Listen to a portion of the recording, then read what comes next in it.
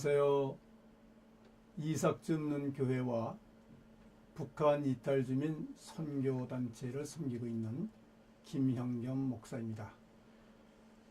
오늘은 여러분과 함께 사도행전 1장 6절에서 8절까지의 말씀을 갖고 은혜를 받기를 원합니다. 먼저 본문을 봉독하겠습니다. 그들이 모였을 때에 예수께 여쭈어 이르되 주께서 이스라엘 나라를 회복하심이 이때이니까 하니 이르시되 때와 시기는 아버지께서 자기의 권한에 두셨으니 너희가 알고 아니요 오직 성령이 너희에게 임하시면 너희가 권능을 받고 예루살렘과 온 유대와 사마리아와 땅끝까지 이르러 내 증인이 되리라 하시니라. 아멘. 여러분이 익히 잘 알고 있다시피 사도행전은 예수 그리스도의 생애 및 그의 가르침과 사도들의 사역에 대한 행적을 기록하고 있는 성경입니다. 사도행전의 특징을 본다면 기독교 선교가 기독교의 발생지인 유대인들의 중심 도시인 예루살렘에서 시작하여 그 복음이 로마 제국의 당시 수도였던 로마에까지 전파된 역사를 자세히 기록하고 있던 것입니다. 기록된 사건들은 대략 추후 36년부터 약 30년에 걸친 이야기들입니다. 주로 베드로와 기독교인들을 대표적으로 핍박하다가 사도로 변화된 사도 바울의 성역에 초점을 두고 있습니다. 본문 1장의 6절을 보면은 이스라엘 나라의 회복에 대해서 말씀하고 있습니다. 이스라엘의 회복은 구약 시대부터 이스라엘 민족의 염원이었는데 이 사도들도 인간인지라 그 시기가 굉장히 궁금했겠죠. 그래서 예수님에게 이스라엘 회복의 때가 이때니까 물었습니다. 그러니까는 예수님께서 단호하게 말씀하시죠. 그 시기는 하나님의 속한 권한에 속해 있기 때문에 너희들은 알 바가 아니라고 단호히 말씀하시고 8절로 들어가십니다. 8절은 뭡니까? 오직 너에게 성령이 임하시면 권능을 받고 예루살렘과 유대와 사마리아 땅끝까지로 내 증인이 되리라. 이렇게 말씀하신 거예요.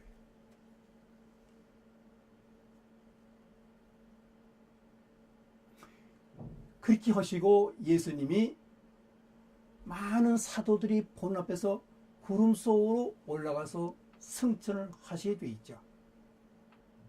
승천하신 후에 50일째 되는 오순절에 성령이 임하셔서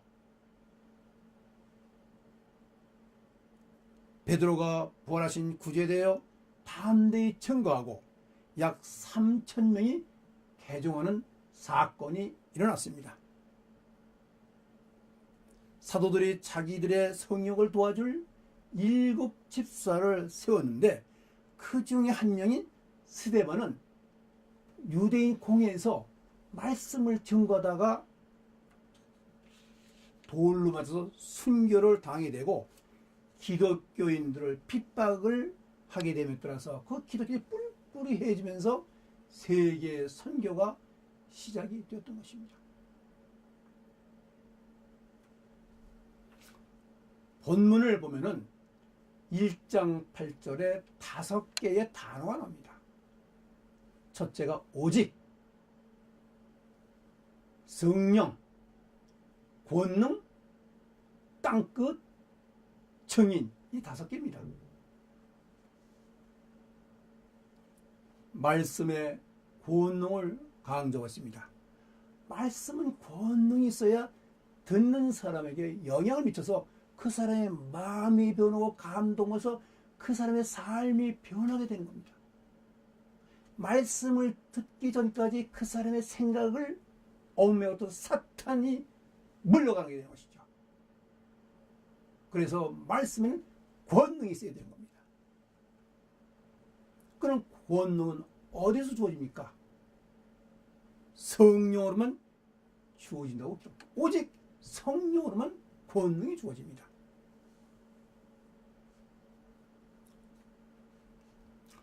오직이라는 단어로서 하나님으로부터 주어진 성령의 임하심만이 성령이 주어지며 말씀의 권능이 주어짐을 강조합니다. 따라서 복음 전파의 능력은 오직 성령을 받음으로써만 가능한 줄 믿으시기 바랍니다. 자기 힘으로 하다 보면은 중간에 자포자기하고 이상한 길로 가는 경우를 우리가 많이 보지 않습니까? 성경에도 많이 나와 있어요. 요새도 우리가 국내에서 많이 볼 수가 있습니다.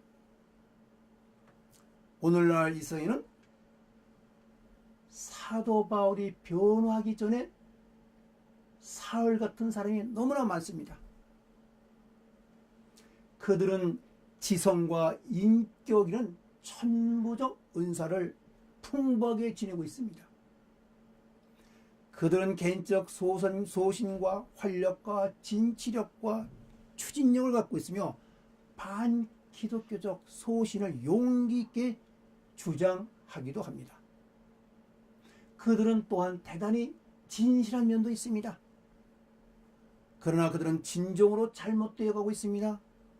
말하자면 그들은 사도 바울과 같이 담에게서 예루살렘으로 여행하는 대신에 즉 불신의 세상에서 믿음의 세계로 가는 것이 아니라 예루살렘에서 다메섹으로 즉 믿음의 세상에서 불신앙의 세계로 가는 것이기에 언행이 단호하고 완고하며 심지어 광신적으로까지 그리스도를 거부하기도 합니다. 그렇다고 그들이 그리스도의 주권적 은혜가 미치지 않는 곳에 사는 것은 아닙니다.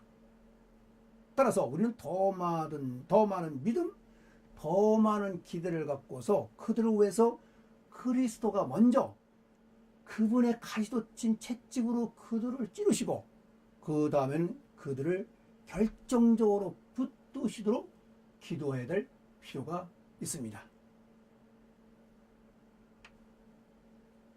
땅끝까지 이르라고 했습니다. 기독교가 탄생한 예루살렘에서 시작해서 타종교가 혼재하는 유대와 이방인 지역 사마리아를 넘어서 전 세계를 의미하는 땅끝까지 가라고 했습니다. 여러분, 오늘날의 땅끝은 어디입니까? 저 아프리카 끝입니까? 아니죠.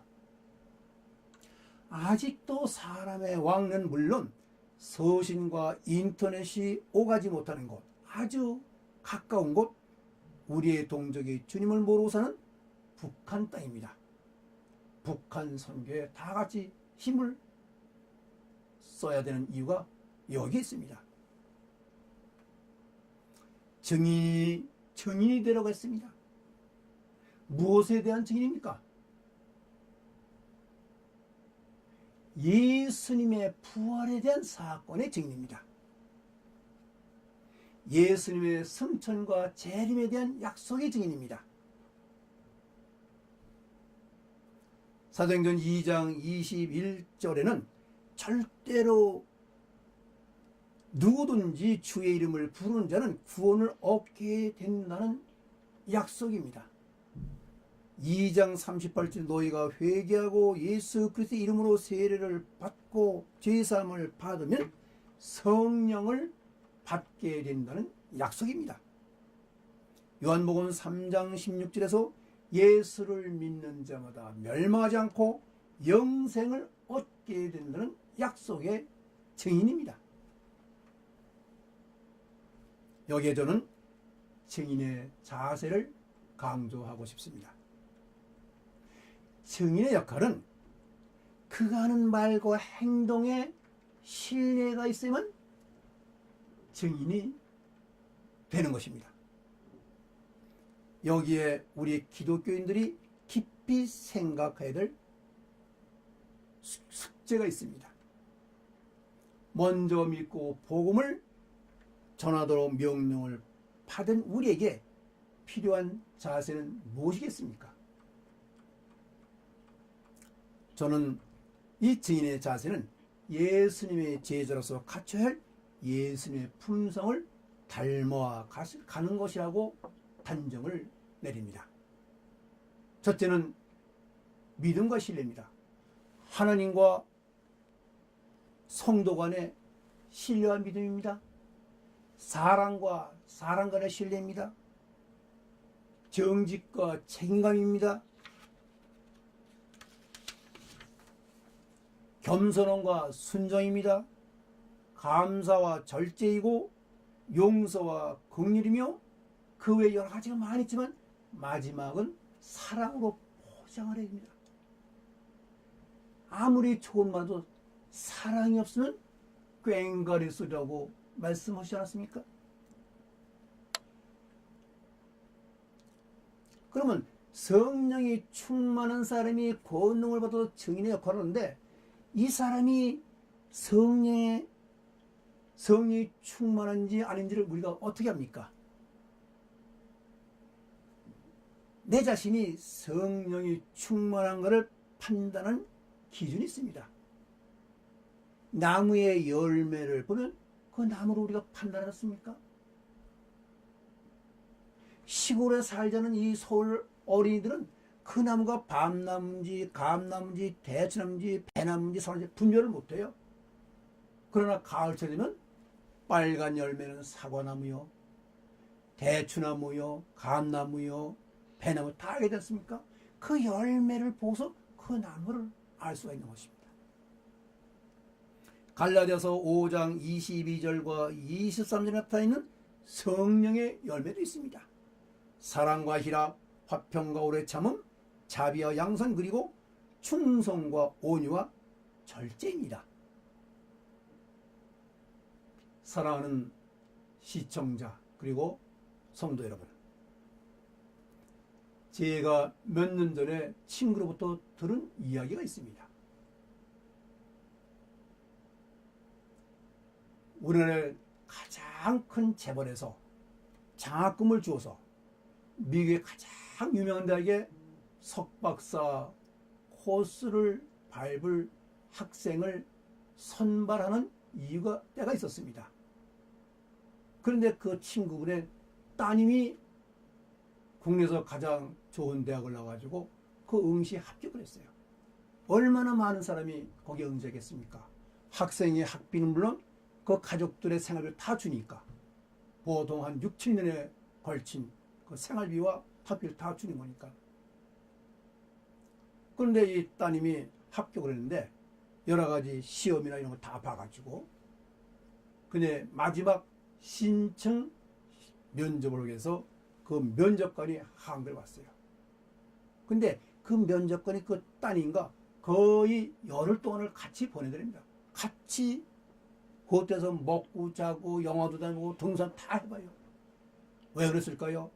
그 학생이 실력은 있지만은 그 사람의 생활 습관, 세계관, 인생관, 또 앞으로의 목표 이런 걸 잘 살피기 위한 것이었죠. 그 대학은 너무나도 유명한 데이기 때문에 전 세계에서 모이는 학생들을 가리켜서 그 사람의 연구 실적이 전 세계 인류 평화를 위해서 귀하게 쓸 수 있는 공부를 할 수 있는 학생이냐 아니냐를 판단하기 위함이었다고 나중에 실토를 했습니다. 공부를 해서 자기 자신과 자기 가족만 잘 살리는 학생은 떨어뜨리는 거죠. 그런 학생은 다른 데 가서 공부를 하는 거죠.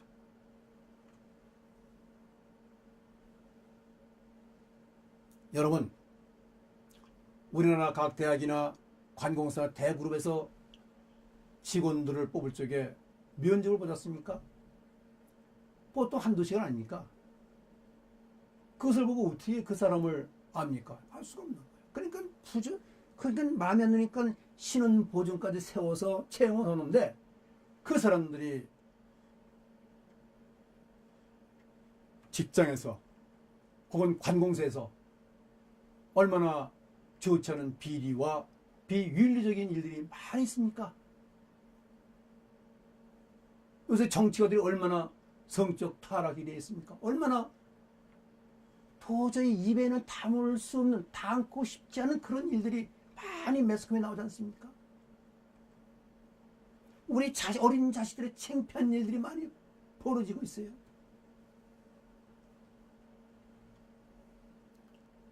마지막으로 본문이 교회들에게 주는 교훈입니다. 교회는 3대 주어진 목표가 있습니다. 첫째가 예배, 둘째가 성도들의 영적 성장, 마지막으로 선교입니다. 교회는 하나님께 예배 드리는 곳입니다. 무슨 이벤트를 하고 문화행사를 하고 나가서 구제하고 뭐 이런 거는 부차적인 일이지 본질은 아니죠. 이러면서 우리 교회들이 많이 반성을 해야 됩니다. 두 번째가 교인들의 영적 성장입니다. 이 영적 성장, 바른 성경 지식, 신약을 공부를 안 시키니까는 교회들이 이 교회 저 교회 잘 듣던 교회가 갑자기 반토막이 되고 교회로 안 나오고 지독한 사입이 기독교 단체에서 매수가 되어서 교회를 떠나서 이상한 길로 가는 사람들이 길에 질배하지 않습니까?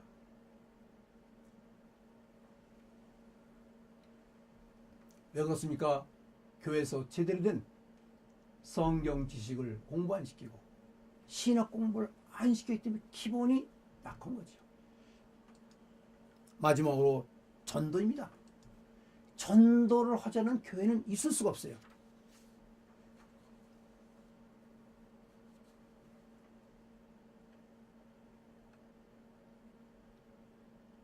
또 말씀 선포가 있습니다.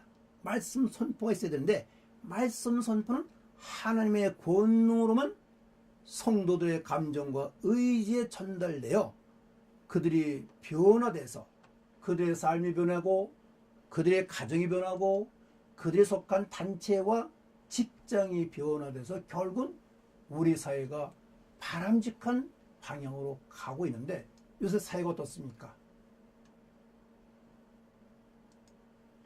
TV나 신문 보면 무슨 사회에 무슨 뭐 범죄나 사고 무슨 중계 방송 하는 것 같아요. 아주 보기가 싫습니다.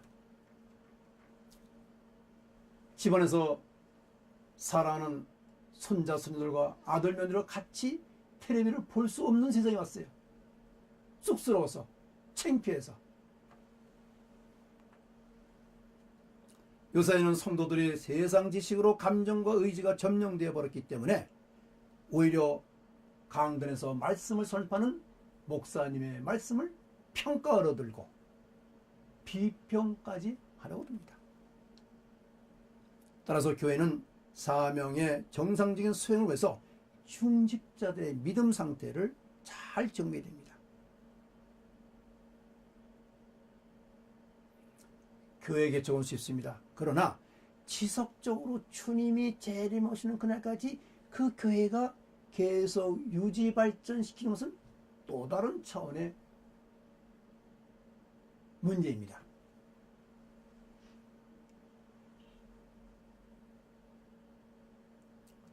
여기서 아까 말씀드린 대로 교회는 전도와 선교에 힘을 써야 됩니다. 제가 한 30년 전에 몇 년 동안 지내던 캐나다 토론토에는 시내 한복판에 피플스 처치라는 아주 유명한 교회가 하나 있어요. 오스왈드 스미스 목사가 한 100년 전에 세우신 교회인데 우리나라에서 목사님들이 캐나다로 오시면 우선 그 교회를 가보십니다. 왜냐? 그 교회는 그리 크지도 않아요. 성도가 한 1,500명밖에 되질 않습니다. 그런데 1,500명의 성도가 700명의 선교사를 섬기고 있어요. 그것이 유명한 거예요. 그 교회 건물이 이렇게 웅장하지 않습니다. 흡사, 우리나라 군대 막상 콘서트 같이 아주 수수하더라고요. 그런데 그 교회가 그렇게 많은 선교를 하고 있어요. 우리나라에도 그러한 선교의 열성을 다하는 교회가 많아지기를 저는 소망합니다. 최근 교회가 성도들이 주는 교회가 많이 있다고 그랬죠. 그러니까 자연히 교회에 예산이 부족합니다. 그러니까는 교회 예산을 줄여야 되는데 어디부터 줄입니까? 선교비부터 줄여요. 주는 게 아니라 아예 선교비를 끊는 경우도 있어요. 그래서 선교사님이 중간에 교육하는 경우도 있습니다. 선교를 그만두고 생업에 뛰어드는 사람도 있어요. 제가 직접 뵌 선교사님인데 평생을 수십 년간 필리핀과 러시아에서 선교를 하시다가 이제 연세가 늦어서 몸도 없어서 귀국을 하셨는데 노를 지내실 돈이 없는 거예요. 그분의 생계비를 걱정하는 교회도 단체도 없다는 것을 제가 실제로 보았습니다. 우리나라 교회는 선교에 힘쓰는 교회가 되어야 됩니다. 말씀을 맺겠습니다. 사도행전 1장 8절 오직 성령이 너에게 임하면 너희가 권능을 받고 예루살렘과 유대와 사마리아 땅끝까지 이르러 내 증인이 되리라. 여러분, 성령이 충만해서 땅끝까지 이르러 전도와 선교에 힘쓰는 아주 하나님께서 귀히 쓰신 성도들이 다 되시기를 주님의 이름으로 축원합니다. 감사합니다.